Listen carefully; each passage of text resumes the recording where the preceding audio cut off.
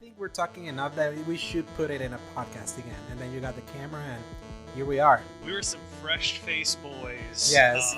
And You didn't have the more curls. hair on my beard and none of it on my head. It felt like an adventure. I can hear the music playing in my head.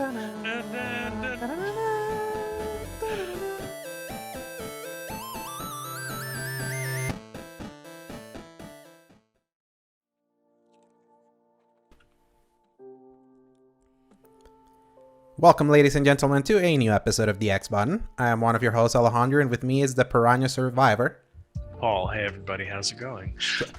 Paul, did you watch the trailer? Please tell me you watched the one. I watched the clip that you sent, not the full trailer, and it's a lot, that's for sure. Anybody asking, apparently there's a new trailer for Wednesday, a spin-off show of the Addams Family on Netflix. Yes, center on the daughter, Wednesday Addams. Right.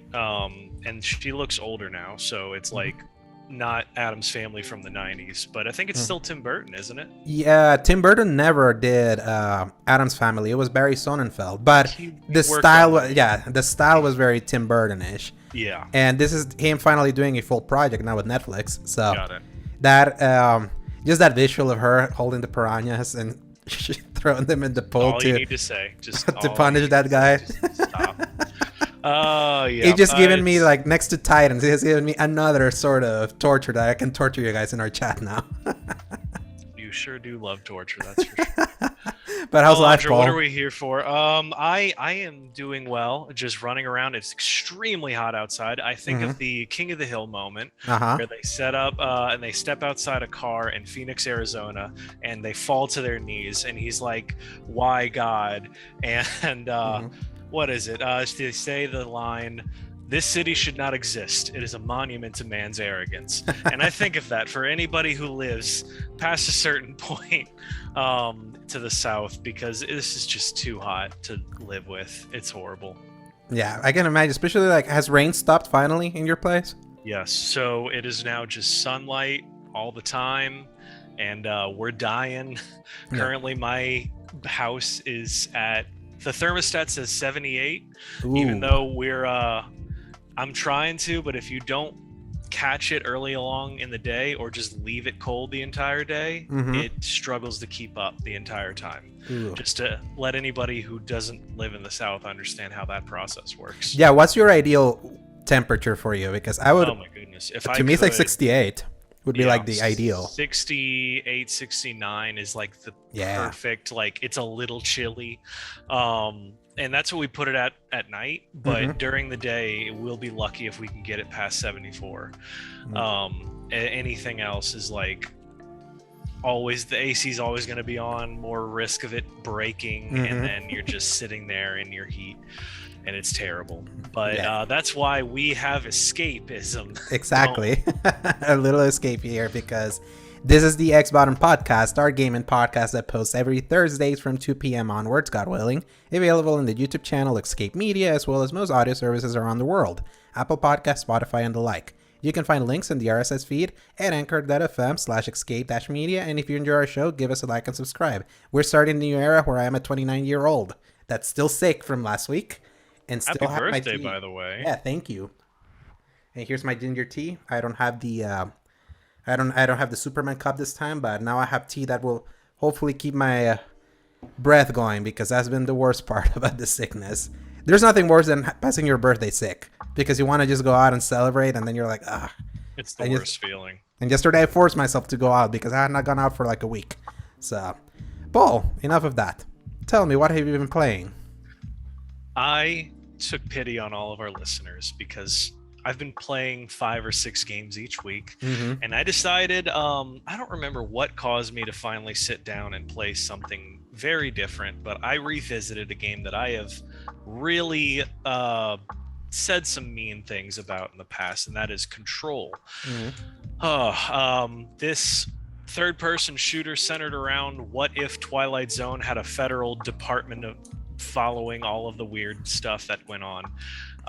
It's a concept made in heaven, and environmentally, because they didn't have the budget, they made a ton of different creepy looking office rooms and just said that there's a plot device around it that moves everything around, and it's just such a cool idea. And back when I played it on the PS4, it ran like crap, and I hated it.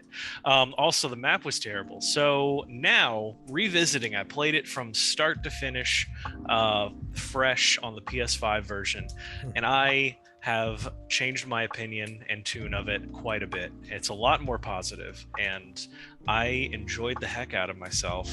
The faces are really janky, and plot's a little loses itself near the end, I think. It just kind of drops off. The DLCs are tried to pick that up, and I had a couple of things to say about one of those because they did the Alan Wake crossover. Alan Wake you got in accident, right? Like yeah, because it just said, hey, you have a new quest, go here, and then I started the quest, and it was like, oh, okay, this is the Alan Wake thing. But it only unlocked after a certain point in the story. However, I'll say that besides the fact that it cuts to Alan Wake completely separate, I wouldn't have known that this was Alan Wake at all. It has nothing to do with him. Unlike maybe there's like a doctor character that you're hunting down. Maybe he's like a character from that, but I wouldn't have known. And then they borrow the darkness and light kind of destroying things game mechanic from that. But that was like, I wouldn't have known if you hadn't told me, honestly. It just cuts to random moments of Alan Wake stuck in a hotel, and he does like voiceovers randomly, like Darling and the headmaster, whatever his name was. But he never actually shows up and talks to Jesse or anything. So that was weird. But then at the end, they teased that there's going to be a new Alan Wake game. So it was really like... And hey, remember, at the Game Awards, we got the trailer for Alan Wake 2. Right. So this was like predating all that. So I was like, oh, okay. So I see how people must have reacted to be like, oh, Alan Wake is back. But I think my opinion kind of follows with Zach's, where it's one of those things that just doesn't feel like it translated well to me looking back on it, because I'm like, oh, okay, this is probably cool back in the day, but I don't think I would. Alan Wake is like so super, such a beloved game, especially in the 360. So that was like one of the most beloved cult 360 games, like one of those that didn't sell so well, but the people stand behind it. So I never really finished Alan Wake, so I know of the reverence, but I've never fully completed the game. I have the 360 version and back compat, and I also have the remastered, but I haven't had like that desire to just go through it. I haven't been in the mood. So that was that whole thing. But as far as like Control itself goes, the game performs fantastic on PS5, and I enjoyed the heck out of it. I don't know if I have any more steam in me to do any more of the side content, because it's really vague where it wants you to go, and it'll just give you like a highlight over the entire area, and you just have to comb the area very meticulously to find what they need you to find. So I might not go back to it after this, but it was at least fun to revisit. Yeah, that's a game. That was my second favorite game of 2019. I remember when we did our first episode of this show ever, because we went over my Game of the Year stuff, because I was the only one that wrote about Game of the Year from us. Control was in my number 2, and that's when you mentioned that you had like the opposite experience, and that's when I learned that you were directionally challenged. So I am not. So I had a great time exploring. So you can't blame me for a house that literally like reforms itself constantly, and everything kind of looks the same. That I was like, okay, I just finished this crazy fight. Which door did I come through? And so I was still like checking the map at every opportunity, but at least I was able to kind of intuit my way through most of it, and for just like a quick YouTube tutorial for anything that I couldn't. But I made it through. And the last thing that I played, just more of a brief mention, is I went back to Skyrim. It just feels great to play, and I keep trying to avoid it, but I always go with the vampires in the end, because now, especially that I'm playing a magic user, they give you a lot of passive bonuses, but my goodness, the quality of life kind of struggles in that, because every single time you step outside and the sun is kind of out, it gives you like this flashbang sound effect. It wipes out the screen, and it's like your vampire blood boils in the sunlight, and it's like, just I tell you to Google it and imagine hearing that every single time you stepped outside, and it's terrible. But it gives you a lot of cool stuff. So anyway, I've just been playing a little bit of that. Anyway, so that's why you have a soft spot for Vampire Diaries, right? You just like vampires. I used to like vampires, and then the same situation happened with the oversaturation of the media around it. Same thing with zombie survival. I'm really outside of that now, but I used to be really into it. Vampires happened. Who knows what else is next? Yeah, vampires can come back because they haven't really been like in spotlight like zombies have been. Zombies are more than played out at this point. Zombies very much so. I could see vampires coming back. They already kind of did. Especially after the unmentionable things that happened to vampires in the 2009 era. Yeah, with the sparkly one, the sparkly kind. Yeah, so. all the stuff leading out of that. Anyway, what have you been playing, Alejandro? Because I've been sick, I've only been playing one thing, and I'm continuing to play Jak 3. So I had just started Jak 3 last week because I had just finished Jak 2. I had mentioned that I didn't know if I liked it as much as Jak 2, even though I knew that it had improved quality of life. Now that they gave me everything back that I had from Jak 2, like literally all the weapons that I had at the end of that game, plus extra modes in the weapons, and finally having my hoverboard again, and going back to the map that's from Jak 2 that I thought it was just going to be one piece, and then it just kept growing and growing again before it's like 3/4 of the second game is back in this one. I'm very impressed with them being able to build on top of Jak 2 how they did with Jak 3 and just make it a more enjoyable game where I'm not constantly stressed out of my mind at trying to do levels and doing them meticulously because I know the checkpoints are going to screw me over. And there's just the level variety of that game is like pretty impressive. And I also, ironically, it was just so fun. It's like it's almost sort of post-apocalyptic, almost like the stories about the end of the world. And I'm like, do you know who became an intern at Naughty Dog around this time? Our good buddy Neil Druckmann. Yeah, that was his first work at Naughty Dog. So I just found it fun. It's like, it's so funny that now like the series has veered towards more like a end of the world style plot, and knowing who eventually has taken over that company now as vice president. How like those seeds were planted there, but the game is still very charming. It's like that dichotomy between Jak and Daxter works so much better now because especially because Jak isn't quite the edgelord that he was into, but it's still hilarious when he meets back with the dude that sounds like him, and hearing them both talk and they sound the same is always so funny. It's hilarious. I do not think I would have believed anybody if they just kind of told me that, but to hear it back and forth where there's just two Shadow the Hedgehog characters trying to out-edge each other is hilarious. But I really want to finish 2, but I also know that I have to keep taking long breaks from it. Yeah, because it's a game that just a couple of weeks at a time. Yeah, you stopped in 2 when you were in the temple, right? I finished the temple finally. Where it ends with the boss at the end?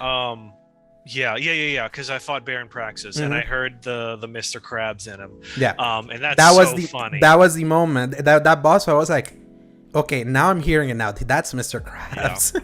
Yeah. And it's just so funny how that's exactly just Sponge Boy me Bob. I know. But it's money. Give me money. Completely different character.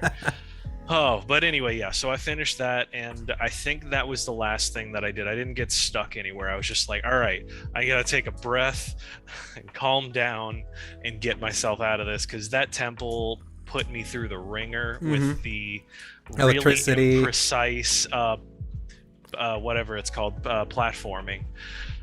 Because you hit that one button wrong, and you're just going all the way back. Throughout all of the challenges that they had for you. It's so funny that Naughty Dog went from having one of the worst checkpoint systems of all time with Jak 2, and every game they released since then has some of the best checkpoints. Like, all Uncharted games have great checkpointing, Last of Us has great checkpointing, Jak 3 had great checkpointing. It's like, that's something that they really took to heart. And it just makes... Jak 3 is the game that 2 should have been. It's unfortunate that 2 just has a much cooler vibe because of... kind of like I mentioned, just comparing the first game and going to the second game is just such a drastic departure that leaves more of an impression, and 3 is just more like a tweak to that. So it's like It's basically 2, but better at least. So far, I haven't had a moment in 3 that I just want to tear my hair out. Like some of the boss fights, I'm able to beat in one try. In 2, I had to do many times in different tries by getting screwed by one final shot, like that stupid slumps level that it's legendarily bad. I still can't believe that I managed to finally beat that thing. That made me so anxious. Yes, no, it really is, because it's just so badly designed. Yeah. And I'm of the mind that I don't think Jak 2 was play tested, because I don't believe for a second that the playtest will tell them, oh yeah, this horrifically hard game, like in all these horrifically hard sections, that will play well.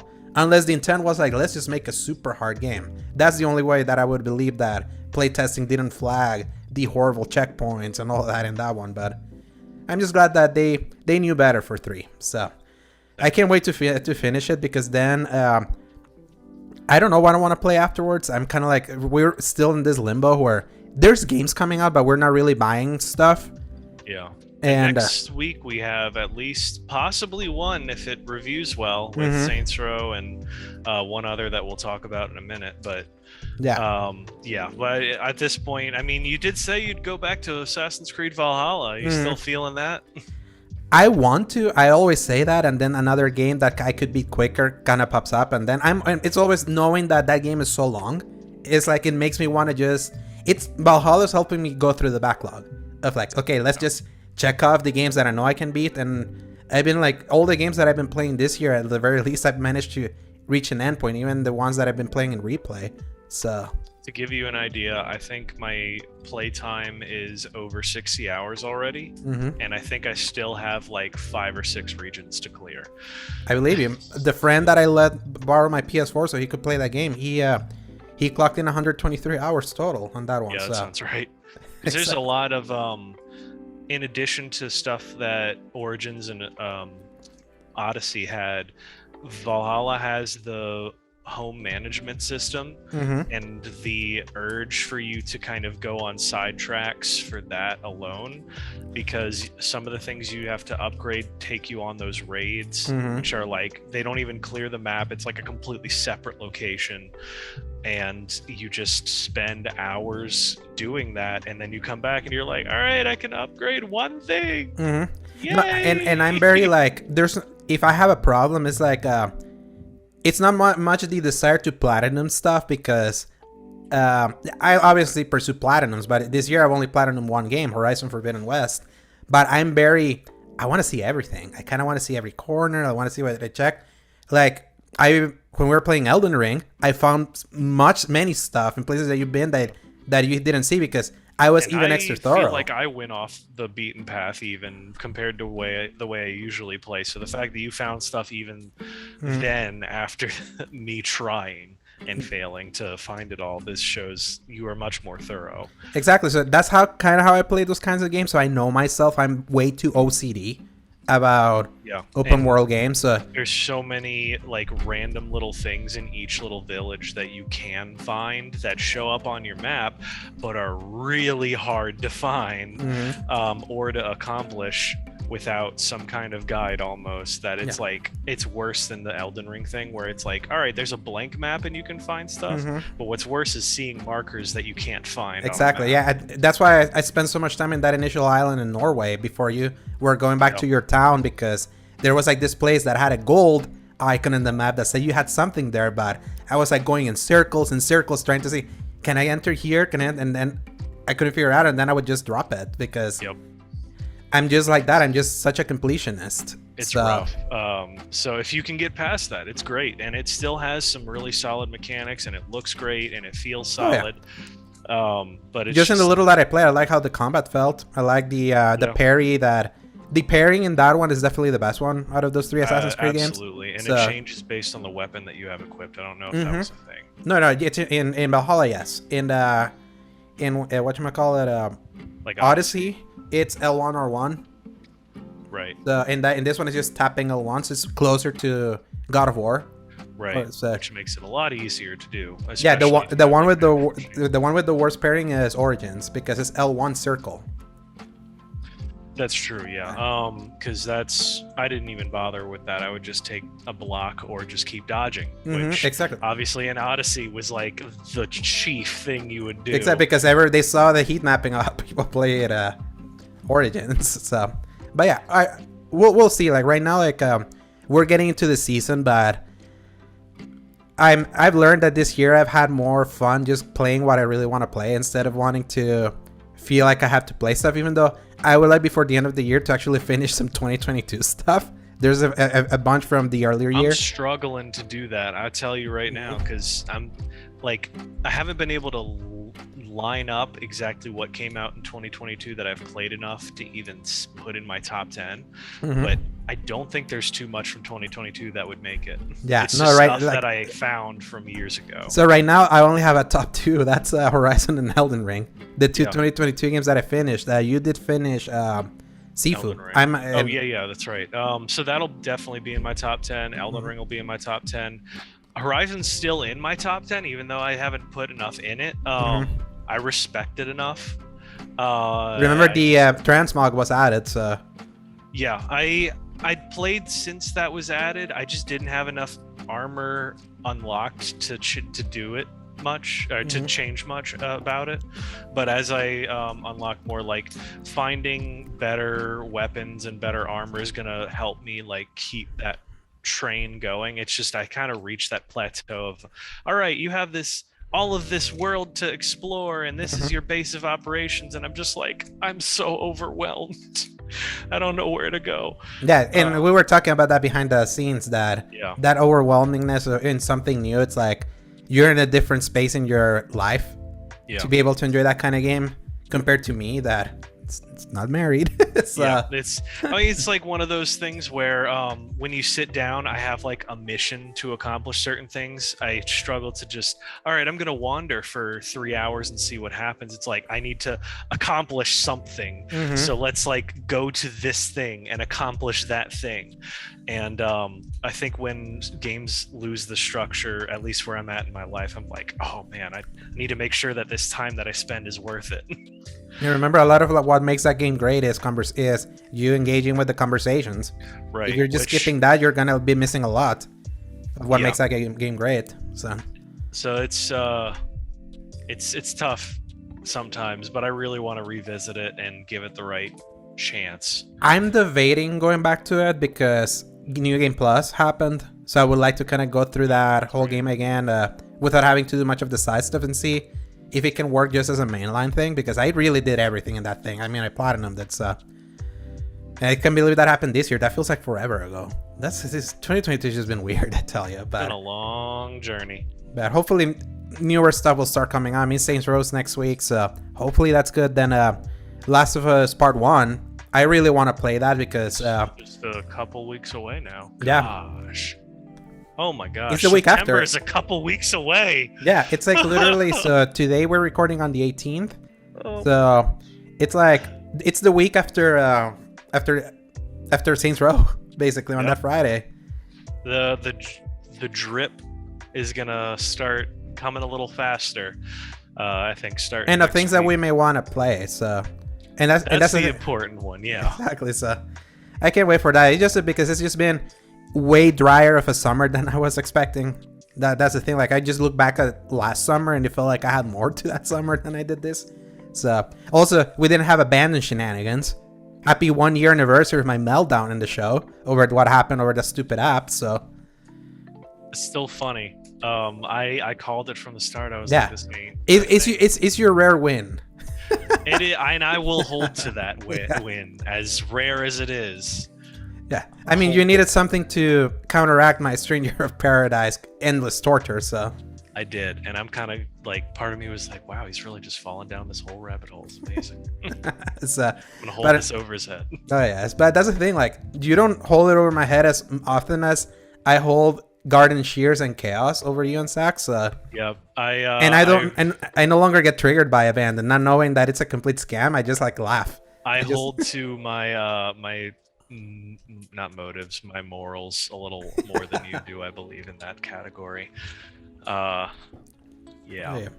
Yeah, I like driving the joke home, so enough of that, Paul. We got a few news to go over this week, so press X. Or some news.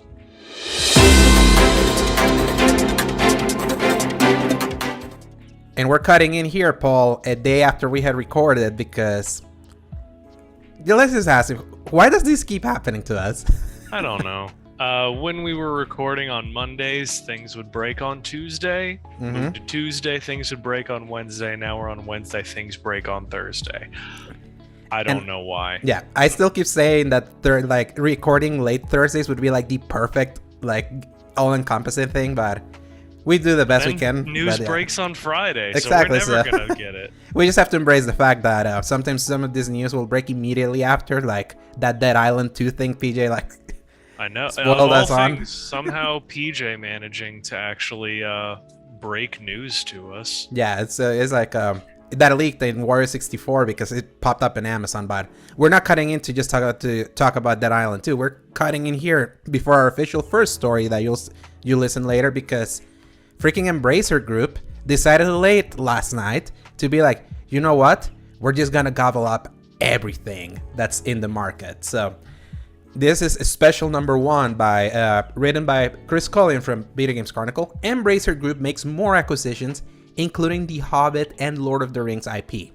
New deals include limited run games, Tuxedo Labs, Tripwire Interactive, and an undisclosed company. In a series of press releases made this morning, the Swedish company announced that it had agreed to acquire a number of companies, including Middle-earth Enterprises.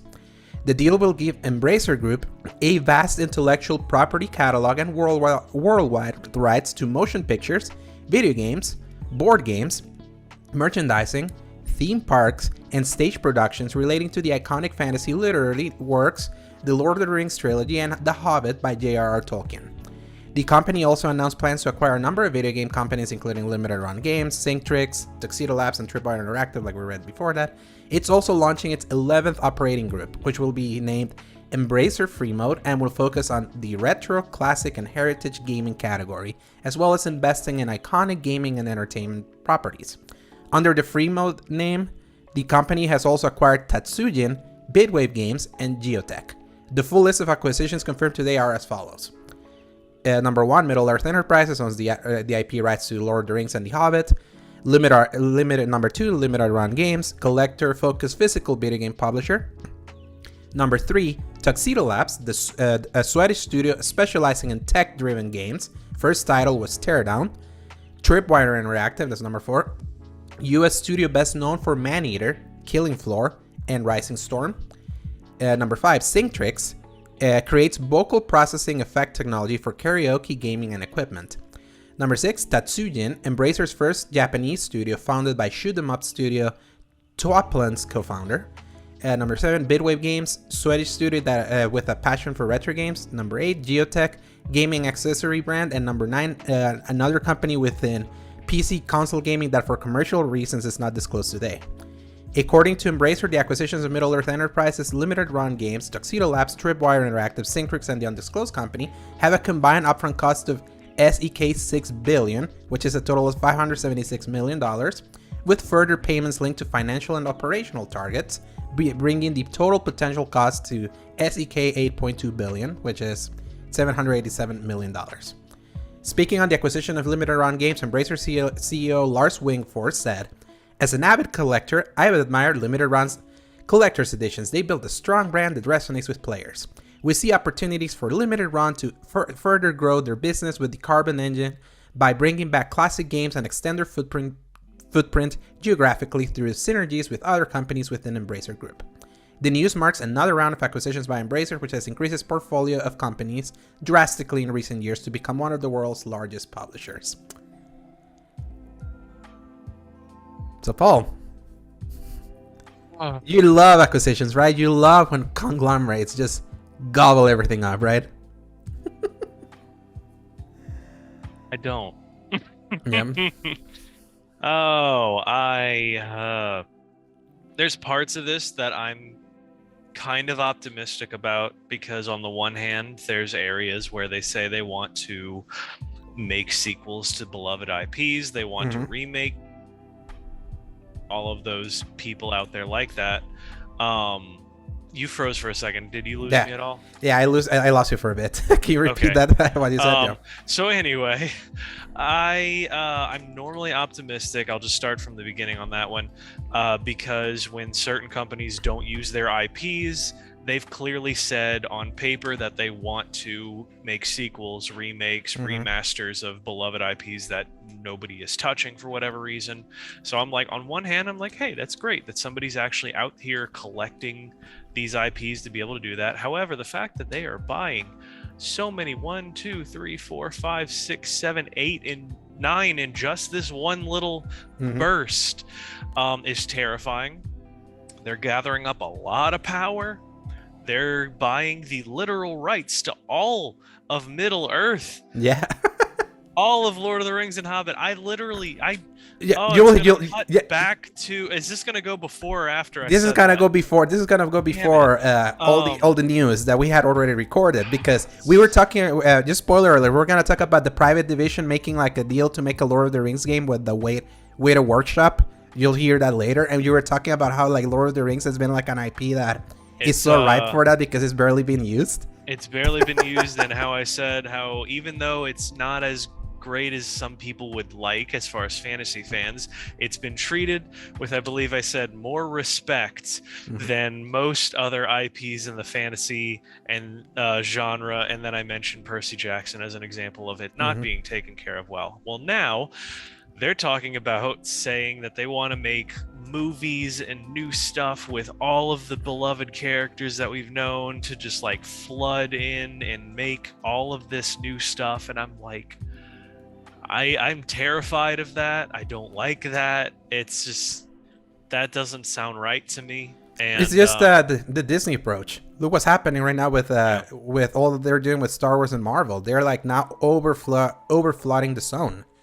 I would almost argue that for Star Wars, it was still a level of scarcity. It's just whatever they would put out was bad enough that there was nothing to combat it. So here's the thing, like the amount of stuff announced for Star Wars is a lot. The things that are actually coming out, this what feels scarce.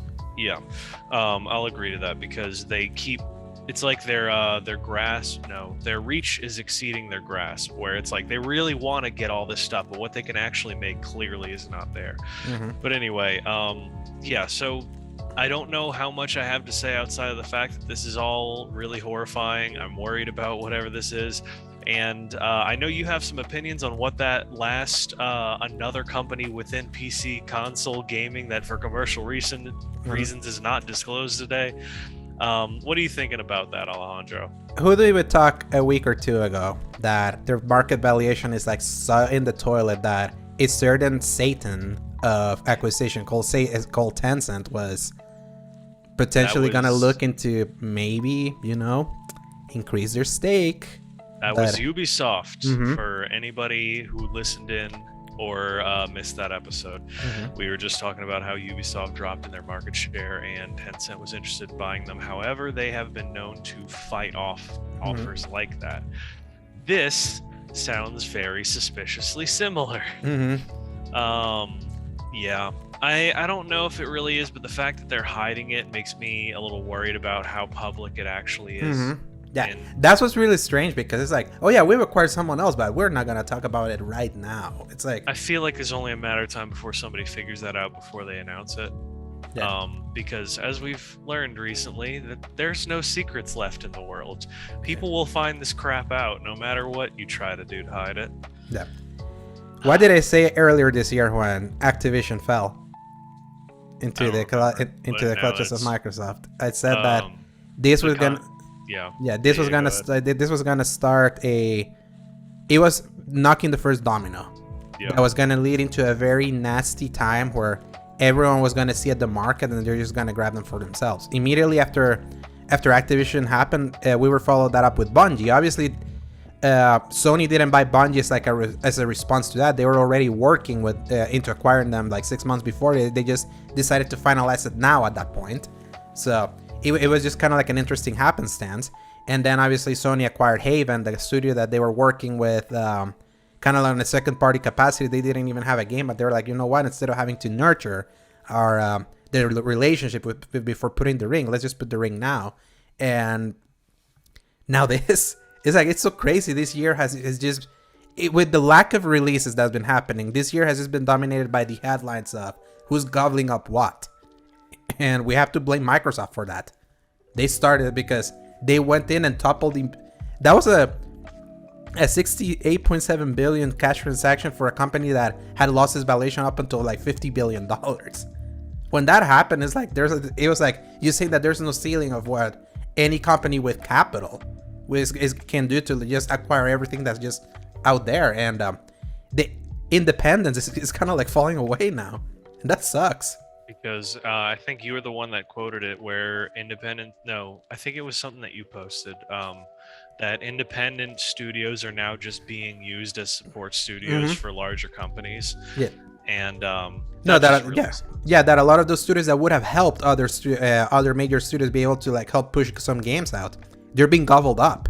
Okay. So, and Embracer has been gobbled. Like Embracer absorbed Saber Interactive. That's like a big support studio that helped a lot and helped pushing many games out. So, considering how many games just keep getting delayed, and people will listen to a few delays later in this episode, is like everything started to make sense with how this year is just kind of playing out. What I do find funny though, because I want to just add this other addendum, is what's happening with KOTOR.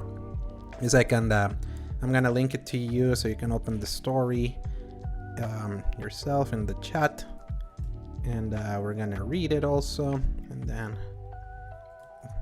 yeah, there it is. So you got it? Yep. Yeah, the story by Tom Ivan.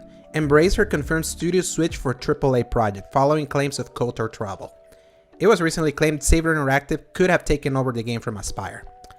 Bloomberg claimed last month that the developer Aspyr Media had stopped working on the game and that the future of the title was up in the air. Embracer had confirmed in May that Aspyr parent company Saber Interactive was also working on the game, and some of the Bloomberg sources said they believed it was possible Saber had taken over the development of the project entirely. While not mentioning the title by name on Thursday, Embracer confirmed that one of its big upcoming releases had changed developers. Connect the dots.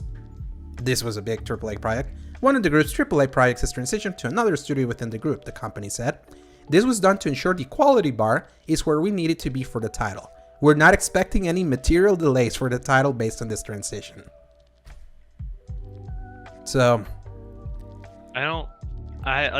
that's one of the things that I commented back with. It was like, what is it that they can do that is so drastic that they can change the fact that the art director was fired from this? That is something, and the design director, and the design director. That's like stuff that you handle before you even really start building the game. So the fact that they're able to say they're not expecting any material delays after doing that, that either sounds like they're just blowing hot air, or maybe it's not what they're talking about. I'm not really sure, but it just doesn't sound right to me personally. Yeah. The only thing that I can think of this is that Aspyr was a studio under Saber. It's kind of like a mini studio that was under that Saber Interactive umbrella. Now this project is being developed by the main Saber dudes, like at the very top. Okay. So they have I was listening to Mr. Matty Plays. I talk about him a lot in our show, some of the videos he's done, and he covers the KOTOR remake a lot. Like how he mentions that Saber Interactive has like way more experience working with like remaster work or even more remake work. Aspyr was more about porting, like what they did with Jedi Outcast, Episode 1 Racer, the KOTOR 1 and KOTOR 2 ports. And they used to be like a Mac porting studio. Saber Interactive was more like a developer. So there is a chance that then the studio that has more experience is taking over the project, and it could help push it faster. The problem was that the passion was over in Aspyr. Aspyr was the one that were like, no, we think we can actually move on from just porting stuff into actually making a full-on remake. So that's really sad then. So they were like, oh guys, I think we actually got this. Hand this over to us and we'll make a full remake. And then they were like, you're fired, we're taking this back. And I wonder, because there's like red ink with this. Remember, this is not just a a partnership with Lucasfilm Games that is trying to make Star Wars games more legit. Since after the whole mishandling of EA of the license, yeah, Sony put money in this. The Saber? And like Sony put money into this remake. They signed it as a PS5 exclusive. We've also learned that Sony hasn't had the best judge of character lately when trusting companies. Not only that, it's like they will want their money back. Yeah. If that means putting that thing out just to make their investment back. I can imagine them switching the developers is for them being like, yeah, this project that was reportedly apparently out until is gonna be potentially out until 2025 or 2026 if ever, based on where things are. Maybe the switch is like, no, we're gonna put someone that knows how to make games before, because Saber's more experienced than Aspire, and we can get this thing out within a year or two. Because they're expecting that from us. If it works, I guess I'm not against it, because in the end, we really want a good product more than, unfortunately, even if the passion is there, if the skill isn't, then they have to make the hard call on that. Yeah, so and in this case, sometimes you need the skill more than the passion. Yeah, which is really sad, but it's a reality of the work, and that's across the board in the arts. So yeah, it makes sense. But as far as everything else goes, Embracer Group seems to keep doing more and more, and I don't think I'd ever even heard of Embracer Group before this year, and now I am curious as to what they're gonna do. I've heard of them since like 2016 when they acquired the newly revived THQ that became THQ Nordic, because Nordic Games absorbed the THQ name that was dead. Yeah, and just makes it be like, now we're renaming ourselves THQ Nordic, because remember THQ died in 2012. Right, but because they used to put out so many cool things. And yeah, I guess so, because THQ Nordic has come out with a lot of decent stuff over the last few years anyway, so they're now the like Embracer now has become the place for the AA game. So maybe this is kind of where they're going with that, where as we've mentioned, how the AA game seems to be mostly dead, but there are a couple of standouts and holdouts in that area. So maybe this is just, hey, we're going to gather up as many resources as we can and make games that are... It's not like it was mostly dead. It was dead. And these are the guys that put them back here, because we were at a point where it was just indies or AAA stuff. Yeah. There was we had at the beginning of the PS4 and Xbox One gen, it was that massive split of like, you either had your pixel art indie games or the high quality stuff. And there was always that huge gap where if there were no indies coming and you're waiting for your big AAA stuff, you were in a drought like what we are in right now. So AA's are usually the ones that can help fill up that middle, that kind of like middle spot. And indies have become more AA because you can no longer associate indies with just pixel art stuff. Indie has like pushed up basically up the sphere. Look at Kina. Bumped up their capabilities by far. Indie can mean literally anything nowadays. Exactly. So then bringing back the sort of AAA project, that's like more AA, that's like more budget priced, like and not as like expensive looking. I feel they have, and if they're properly budgeted, I feel they had the chance to be able to put out more of that kind of game and not break the bank. Like, look at SpongeBob Battle for Bikini Bottom Rehydrated. Yeah. That was not a bad port. Like, it's actually a shockingly good port of that PSP. It plays exactly like that old version, plus any quality of life out of it. But I mean, it's very much the spirit of that old GameCube era. Yeah, and it sold well enough that now they're doing an original sequel to that game. That they I never thought that would ever happen. The time travel SpongeBob game that they announced last year, they actually announced it in that THQ showcase that you didn't watch, the one I told you that's snuck on us. I went back and saw the trailer for at least the SpongeBob thing. And it was like, it's a sequel to that. So this tells me that they're properly budgeting that. I don't think that Rehydrate remake set the world on fire, but if it sold enough to convince them, we can do a proper game of that. Yeah. Maybe they know how to, like, they're having their budgets in order for that. So it was good enough that Sony gave it away for 1 month of PlayStation Plus. Yeah. So clearly there's some kind of quality. A month after I had bought it, I was so salty about that. I was so glad that I didn't. I held out. Yeah. Oh man.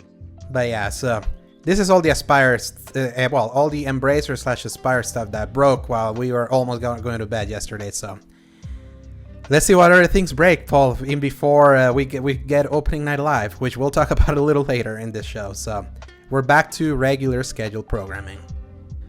All right, Paul, this broke after we recorded last week, and I was actually pretty excited just at the idea that we could see a bunch of stuff. So, number 1, Disney and Marvel Games Showcase announced. Will feature sneak peek at Amy Hennig's Ensemble game by Game Informer's Wesley LeBlanc. Disney announced that it will hold a Disney and Marvel Games Showcase next month, live from its D23 Expo. More specifically, the showcase will begin at 1 p.m. Pacific Standard Time and 4 p.m. Eastern Time on Friday, September 9th. It is set to feature incredible new content from Disney and Pixar games, Marvel games, Lucasfilm games, and 20th Century games. This includes titles like Disney Dreamlight Valley, Marvel's Midnight Suns, LEGO Star Wars The Skywalker Saga, and even a sneak peek at the upcoming Ensemble game from Skydance New Media. So that's the Amy Hennig game. Do you think this is gonna have Jedi Survivor?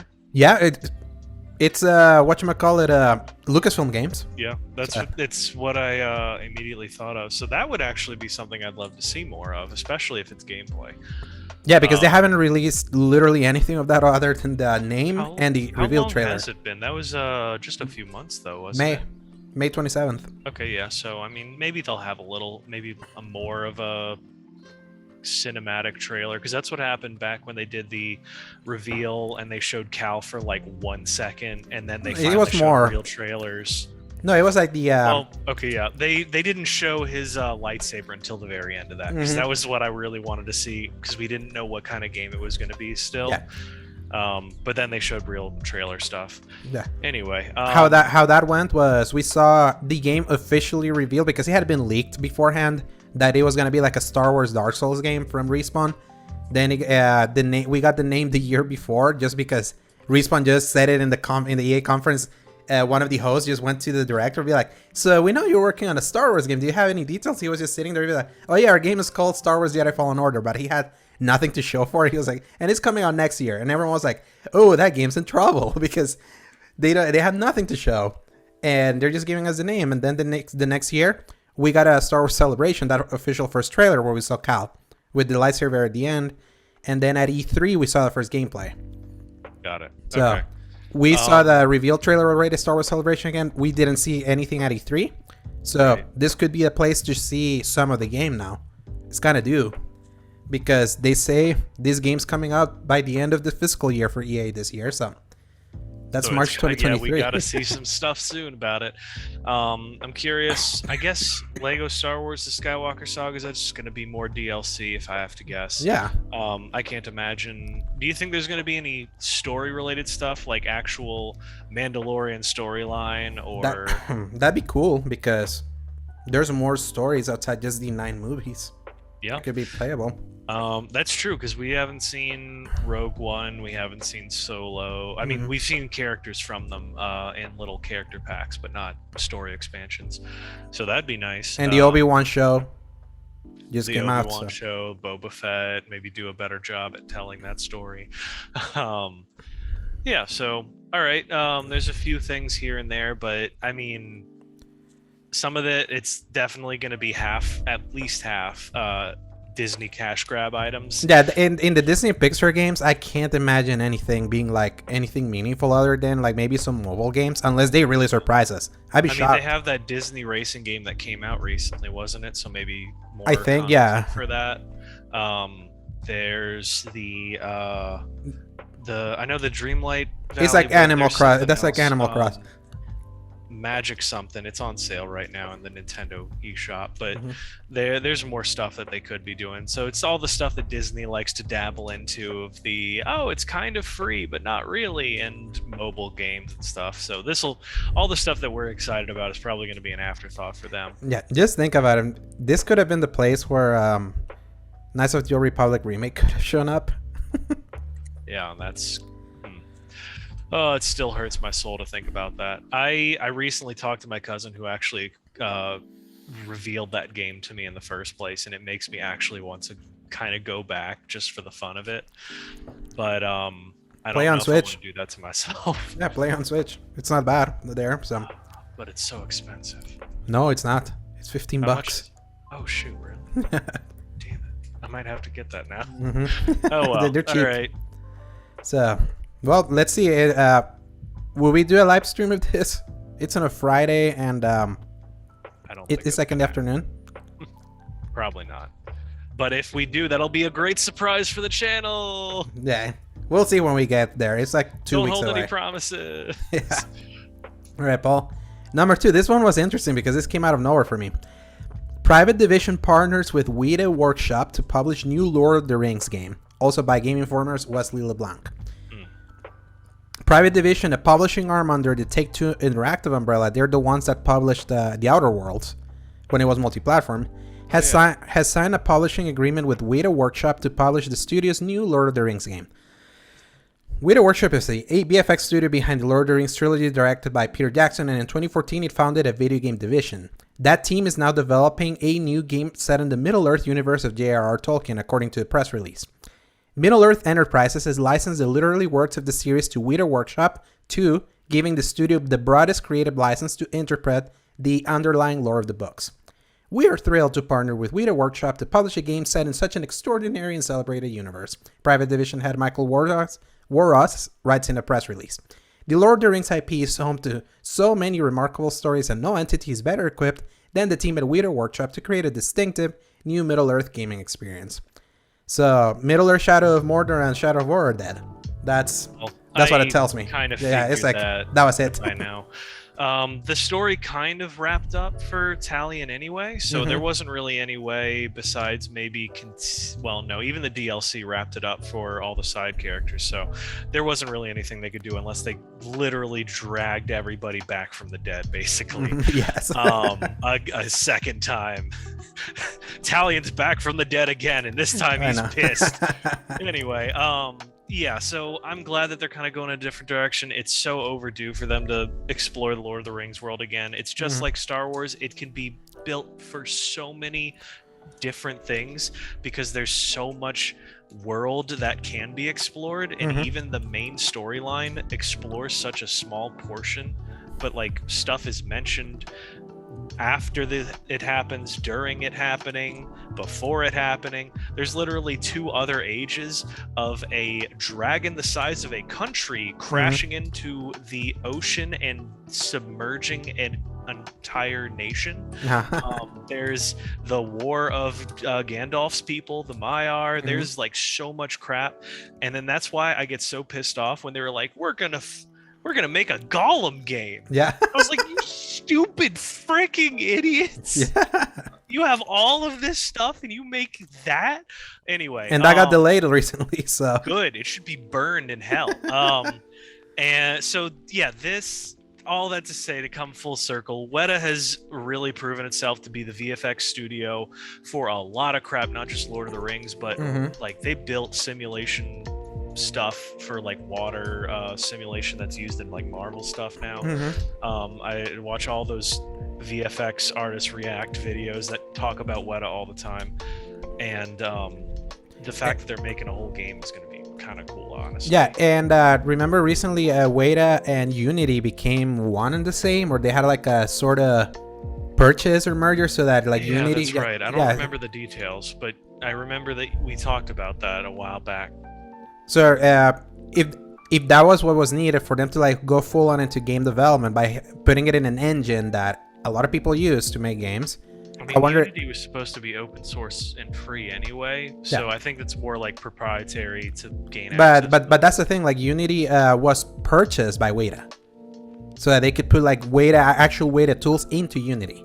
That was a story. So I'm wondering if that's what's prompted this to them finally now being like, now we're making our own game.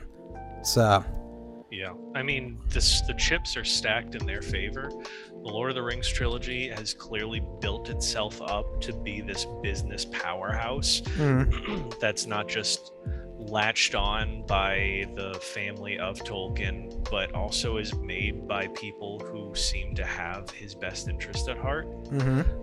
So everything that they've done has tried to hold to it as best as they can. I know saying that sounds like sacrilege, but compared to other literary licenses, there has been more care for anything Tolkien ever made than anything else. Just look at Percy Jackson. And I'm cautiously optimistic, but more optimistic, I would say, overall. Yeah, I feel you on that. So, but I will say, like, I want to hear more. What kind of game are they gonna do? Are they gonna do an open world? Is it gonna be like a linear all game? Of that, and we don't even know what it's gonna be. So I just hope it's more. Yeah, it's just exciting because remember the Lord of the Rings of Power show is coming out in 2 weeks. So we're finally back in. That is really coming up soon. Yeah, September 2nd, the same day as Last of Us. So, and House of Dragons comes out this Sunday. So it's like we're back in the swing of things, to fantasy stuff being on TV. So talk about dueling shows. How in the world did they manage to have those come out right at the same time like that? The Armageddon, Deep Impact, it happens. There's gonna be so much internet fighting over those two, and I'm so tired already. Oh goodness. Well, what else we got on? Oh yeah, number 3, Paul. This is exciting because Gotham Knights has officially gone gold. As announced on WB Games Montreal Twitter account, the long-in-development game, first announced at DC Fandom at 2020, is complete, with the game's October 25th, 2022 release date holding firm as one of the few games with an announced release date for this fall that is actually coming out. The game currently has a month-long preview cover story through IGN first for the entirety of August. So, they put a release date, they're gonna hit the release date. It's like, in this year where 46 games have been delayed according to IGN, it's kind of crazy that one is it's basically not complete and it's gonna come out on time. So forgive me for being skeptical now.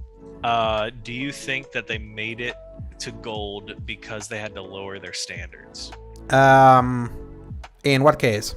Like, you know how we've been seeing everything kind of look super janky at times and the movement isn't really right. Do you think they were just like, all right, that's good enough, we're going gold with it? I can imagine, considering this thing, they haven't released a game in 9 years. So yeah, I still after all of those little IGN blurbs and trailers about each character looking a little rough, I've been so much I'm definitely skeptical. It's like it's not this is a game I wish I was a little bit more excited than I am, because we haven't had a Batman game in like forever. Yeah. And Batman, at least in the gaming space, had finally reached a very respectable, not even respectable, it's like it had earned respect. As like, we're a big deal, we're releasing, like, even before Arkham Knight kind of started a bunch of people, it's like, the release of Arkham Knight had hype behind it, because of how good Asylum and City were. So yeah, I would say even though Arkham Knight had a few missteps, overall it stuck the landing. And even somehow like putting a capstone on the series, on Batman's story, and setting up stuff like Nightfall and things that like most people wouldn't even really know about. So opening it up with like, oh, Court of Owls and all that stuff, and then seeing the gameplay and you're like, oh gosh, I really hope it's good. I really hope it's good. So I feel like in the right hands, maybe it'll look better, but at least it's going to come out. So that's good. It has that going for it. It's kind of like the what's happening right now with Saints Row. In fact, in one of the Discords that I follow, they were like, oh yeah, commercial bomb incoming, because apparently that game's already being discounted in some stores in the physical version. That usually tells me that it's not being pre-ordered. So yikes. It's like it's reaching this point where when there's nothing else coming out, you have the advantage that your people are gonna check you out, because people are just starved for like big games. Because that's the thing, looking at the list that we always post at the end of the show, it's not like games are not coming out. It's just it's more in the smaller indie variety. They're like more experimental stuff. They're not the things that might make you like super excited about to buy. But at the very least, it's games are still coming out, especially right now. August is like the month of the indie, with Rollerdrome that came out yesterday, Cult of the Lamb the last week, and a bunch of other stuff. It's like, if you're willing to like play indies, there's games out, but there's many very close-minded people that only like buying the big stuff. So, and with me, I've been like conditioned by Game Pass because I know some of those indies are gonna be there. So I tend to wait to experience them there. That it makes it seem like it's emptier than it is, but at least for the people looking for that big $70 product, it's like this one's gonna be there. Whether it's good or not, it's gonna be dependent on reviews. I wish I felt more confident about it, because there's elements of it that looks cool, but there's many elements that you're like, man, you're just missing that that extra oomph that would make me feel more excited for you. But who knows? Maybe it's like they reach a final polish phase near the end. That does happen before. That some games really come together really at the last possible second. So look at God of War. Case in point. Perfect example. So yeah, I want to stay hopeful for it, and we'll see whenever October rolls around if they have more to show us. I would really love some more trailers and more gameplay, deep dives, and all that stuff. Yeah, well, I don't think we're gonna get bigger deep dives than what's happening right now. So yeah, I know, but I want to believe. Yeah. It's a full month. They still have half a month to show more. So they're showing the open world, and they made a big Gotham. So I'm hoping for it. Yeah, but I'm not hoping for this one. At least for this next one for this year. Number 4, Paul. Hogwarts Legacy has officially been delayed. Not shocker. Per Game Informer's Wesley LeBlanc, developer Avalanche and publisher Warner Brothers Interactive have delayed Hogwarts Legacy to next year. Sorry. More specifically, Hogwarts Legacy, originally due out sometime this year, will now hit PS5, Xbox Series X and S, PS4, Xbox One, and PC on February 10, 2023. The game will make its way to Switch too, but the announcement also came with the news that the Switch version will launch at a later date. Well, it was definitely a game that was ambitious enough for me to want more from it, because whether your opinions on the series itself has been good, or soured by a certain author. Yeah, the world itself was really interesting, and had this perfect blend of whimsical modern fantasy to it that I think a lot of people are missing in a lot of other areas. Since then, I will say there's been a lot of areas that have done it better, but this is just the most commercially successful one, so I really wanted to at least see what this was about. A little sad that it's gonna be out of this year, but considering we only saw like one little piece of gameplay, not a little, it was a bunch of it. Okay, yeah, you're right. We did that huge deep dive. That's right. So we did get like a solid idea of how like the half of the game seems to be in Hogwarts, half the game is after you've graduated, which is like really interesting concept. It wasn't after you graduated, you just play outside Hogwarts also. You're always in Hogwarts. There was like a point after you finished Hogwarts that the story continues. Okay, maybe I misheard that, but yeah, remember Harry Potter has like part of the movies like in the middle of their summer, and then they go there, so it's kind of like that. I would say like that state of play they showed back in like March was a very impressive like first look of what they did. Like it's like, considering these are the guys that made Disney Infinity, and they're making a game like of this size and scope and ambition. It makes sense why it's like it's been taking forever for them, because I can imagine they want to get it right after like Disney Infinity went the way of the dodo, because Disney didn't want to make games anymore themselves. Honestly, Disney Infinity got a lot of hate, but it was a solid game. Yeah, hate by small circles, because everyone that played Disney Infinity absolutely loved Disney Infinity. It was like way better than it had any credit to be. So it was solid. It was what everybody's trying to do with the metaverse, I think, before that ever happened. Right? And it was really solid. The game modes, the Roblox nature of it, where you can kind of like build whatever and make like your own racetracks or whatever. I tell you, Disney Infinity would have been even more successful and profitable had it not been tied to the Toys for Life fad. That's kind of what like sank it eventually, because that went away real quick, so the people are not making money on the toys that you needed to play a bunch of the stuff on those games. So, but hey, at the very least, it's like we'll see more of this game pretty soon, because number 5, Gamescom Opening Night Live will feature new looks at Sonic Frontiers, Hogwarts Legacy, and more, per Game Informer's Marcus Stewart.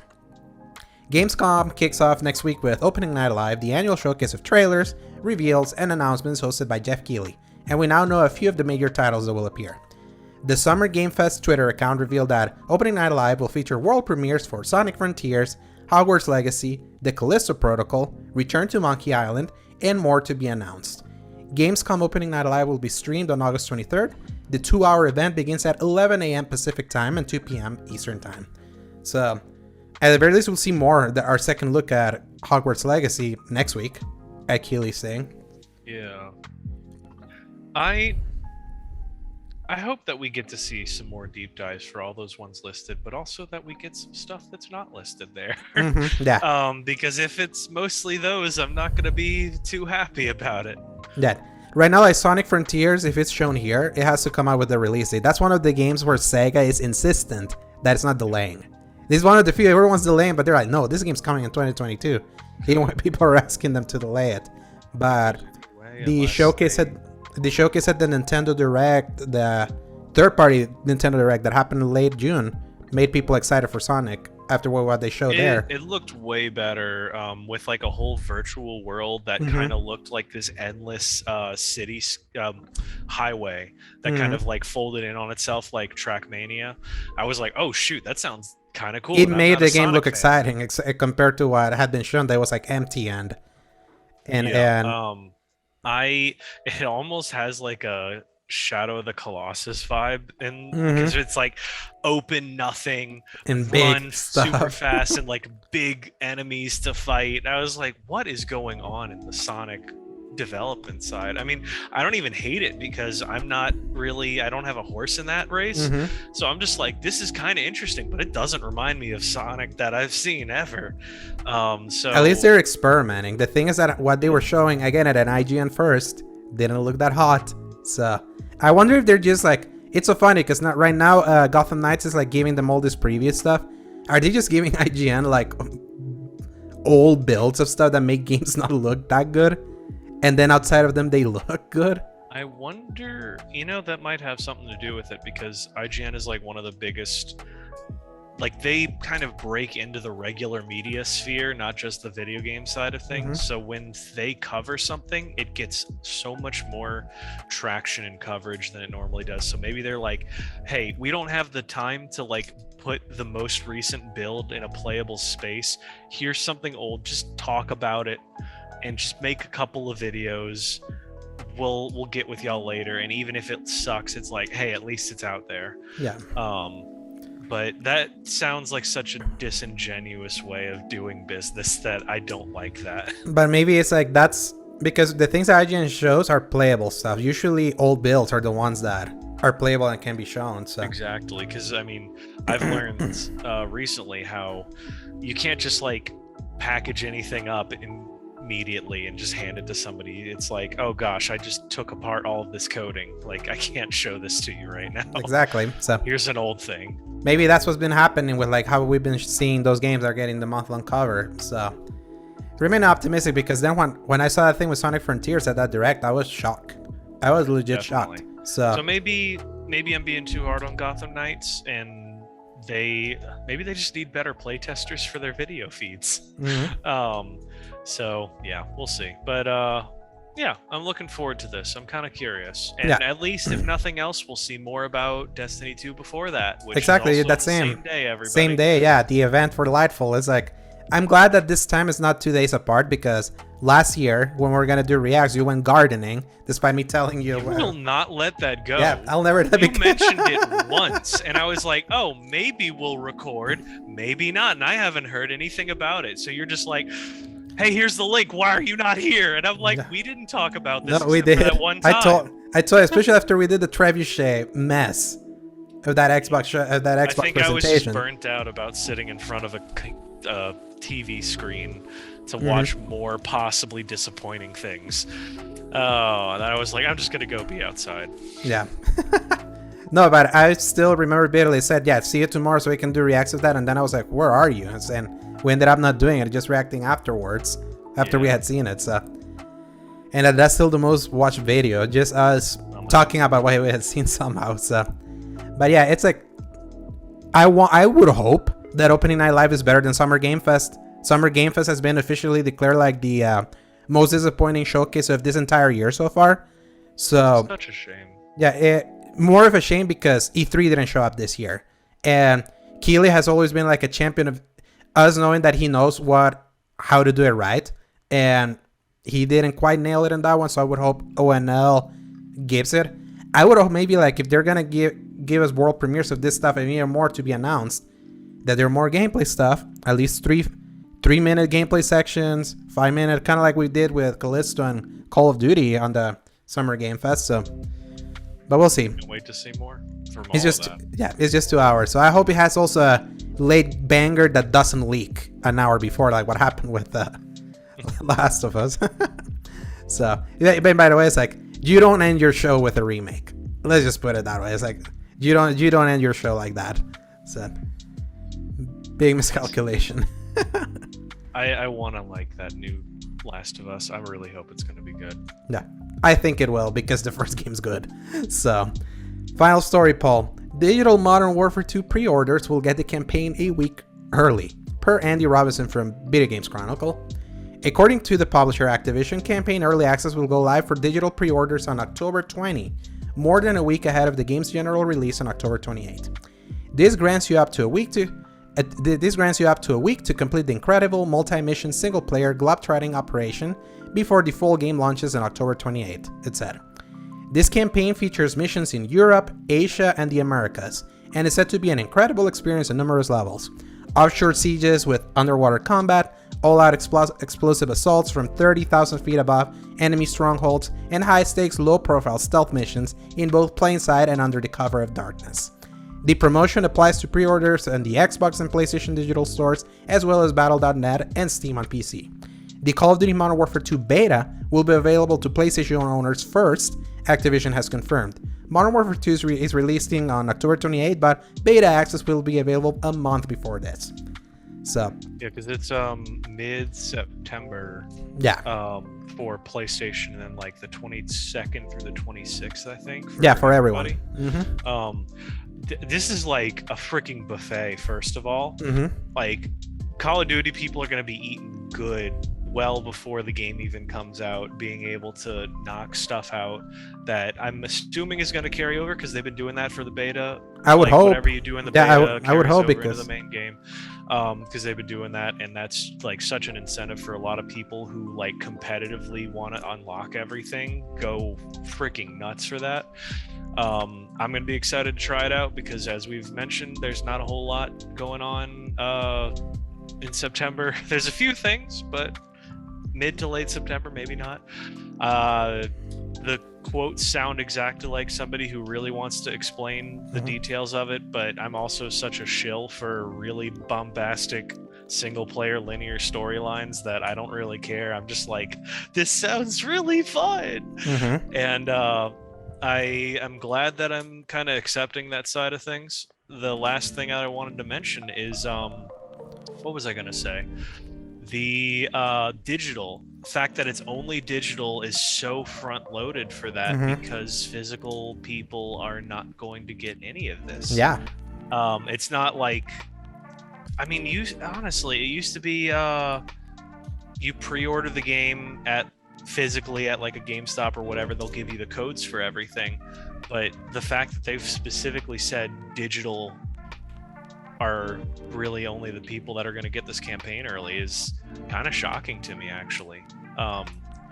So they're fully embracing the digital side of things, and good for them, I guess. But it sucks for anybody who's holding on to that physical. Yeah, it's like, this is one of the reasons why I went all digital myself, because they've been doing this kind of promotion. In fact, this is not the first time the Call of Duty campaign was made available early, but that was the Modern Warfare Remastered. Like, if you were on PlayStation back in 2016 and you pre-ordered the Legacy Edition of Infinite Warfare. Infinite Warfare. Yeah, you're right. Because that was the only way you could get the remastered Call of Duty for the longest time.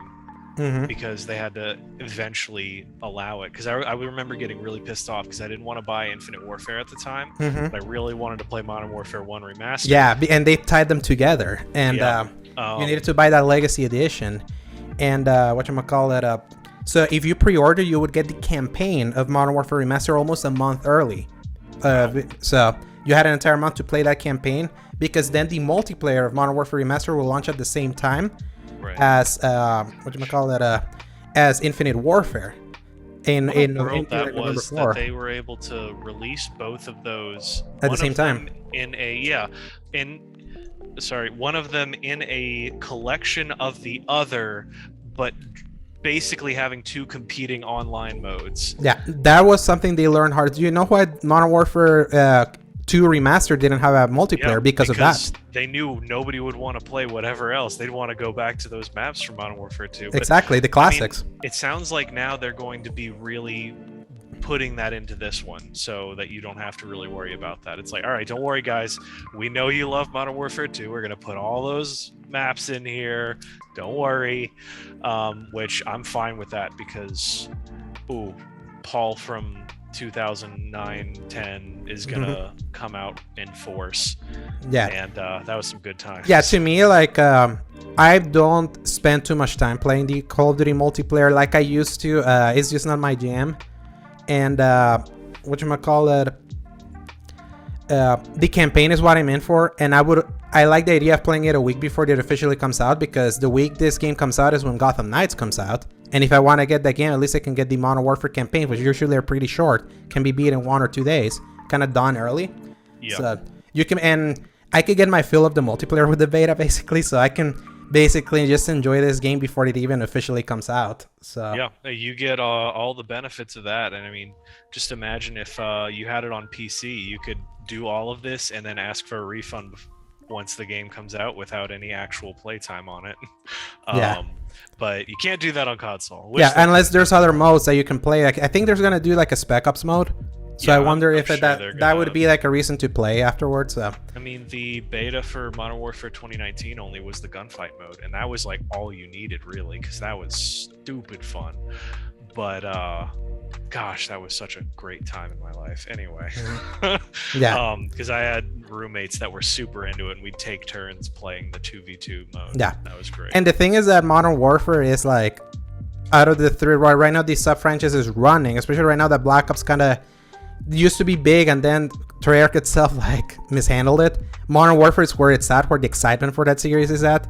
And many people are even saying, it's like the fact that the campaign will release before the multiplayer. Many people don't touch the campaign because they just want to dive into the multiplayer, because they don't want to get behind. Good point. This forces them to play the campaign early. Yeah, good for them, because they need a reason for people to play it. And I feel like it's such a travesty that I hear so many people are like, oh, the campaign's nothing, multiplayer's where it at. I was like, dude, you have not experienced some crazy awesome Mission Impossible nonsense unless you've played those games. And just based on what I'm looking on this campaign, I'm just excited that they're not approaching this with the same pretentiousness that they're approaching 2019, because 2019 was all about, let's be about the headline, let's like be like ripped out of the headlines, the uncomfortableness and all blah blah blah. And to me, it's like Call of Duty to me is about the spectacle. It's like because I know if them trying to be serious, it's not gonna be as well written as I would expect it to be.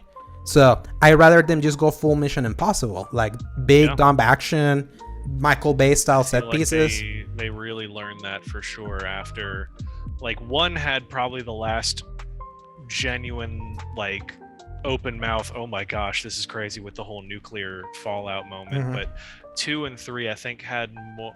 Okay, so 2 and 3, okay, they had some really messed up stuff in them, but I feel like it was still focused more on the crazy action and the created characters than the really messed up stuff that happened in those games. Yeah, so that at the very least I'm excited for this year's campaign, and also knowing that Call of Duty will not have an official game next year, so it makes this release at least feel more weighty. They gotta really make this one last, and that's fine with me, because I mean, just imagine if it was Cold War that they were stuck on with the old engine and all that processing of it all, because at the time I used to be a lot more lenient on Cold War, and then the more I kind of removed myself from it, I was like, man, that really does just, something feels off about it. So I hope that returning to Modern Warfare is just a slam dunk. Yeah, so we'll see, and we'll get to play soon. This beta hits. We're on PlayStation, so we can play it early if we pre-order. So. Yep. And with that, the news are done, Paul. Game releases for next week, August 21st to August 27. So, number one, Midnight Fight Express comes out on PlayStation 4, Xbox One, Switch, and PC on August 23rd. That's a Game Pass game for the Xbox people. For that. Saints Row comes out on PlayStation 5, Xbox Series X and S, PlayStation 4, Xbox One, and PC. That's August 23rd also. So, F1 Manager 2022 for the F1 fans. For PlayStation 5, Xbox Series X and S, PlayStation 4, Xbox One, PC on August 25th. SD Gundam Battle Alliance, PlayStation 5, Xbox Series X and S, PlayStation 4, Xbox One, Switch, and PC also on August 25th. I'm excited for this one. Pac-Man World Repack, basically the remake for the first Pac-Man World platformer. PlayStation 5, Xbox Series X and S, PlayStation 4, Xbox One, Switch, and PC on August 26th. And the Atlas game Souls Hackers 2 comes out on PlayStation 5, Xbox Series X and S, PlayStation 4, Xbox One, and PC on August 26th. So, pretty solid week next week for notable releases. Yeah, I feel like each of these has its own fans in their own way that would be super happy with each of these. I mean, this literally all completely different genres, completely different game styles, and you could find something out of all of this. Personally, I'm definitely more in that Midnight Fight Express because I love me some Sifu. Saints Row, I'm still really hope it just at least it's fun maybe. And the rest I'm not as big on, but I know there's a lot of people, especially a couple that might listen to this, that are really into some like the SD Battle, Gundam Battle Alliance, and because apparently that has a really solid fan base. But anyway. Yeah, so Midnight Fight Express, just the fact that it's on Game Pass and my parents finally are coming back and they're bringing me my Xbox. At least I get to try that one there. Saints Row, again, it's to be determined. We'll see how the sentiment is in the reviews. In the review, F1, that's not for me. SD Gundam, SD Gundam has its fans, so we'll see there. Pac-Man World, like I mentioned, is I have fondness for Pac-Man World 1 and 2.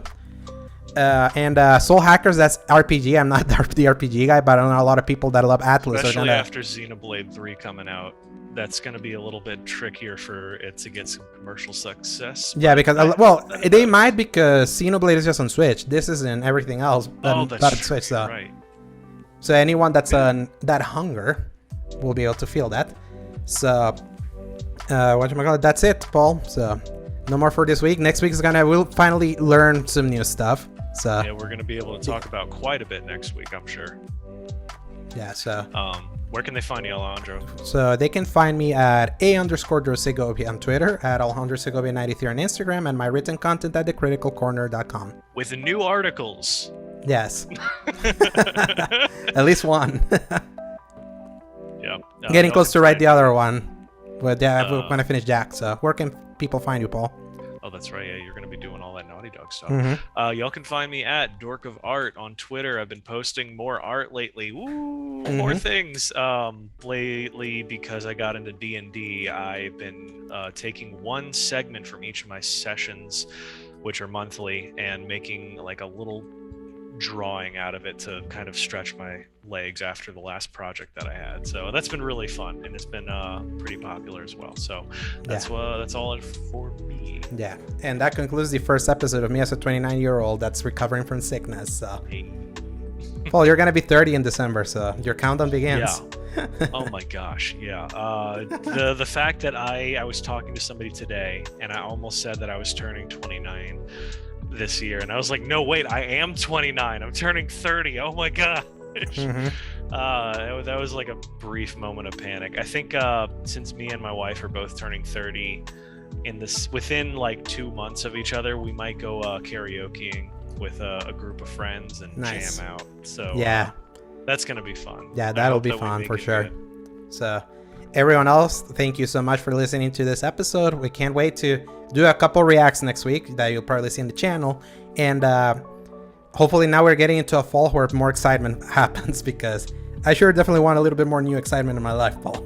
So Same. I'm hoping for that for sure. But until then, it's gonna be a quiet weekend. I'm gonna try to catch up on a few games, a few shows. Who knows? Oh yes. And everyone else, stay healthy, stay safe, and remember, Press X to play.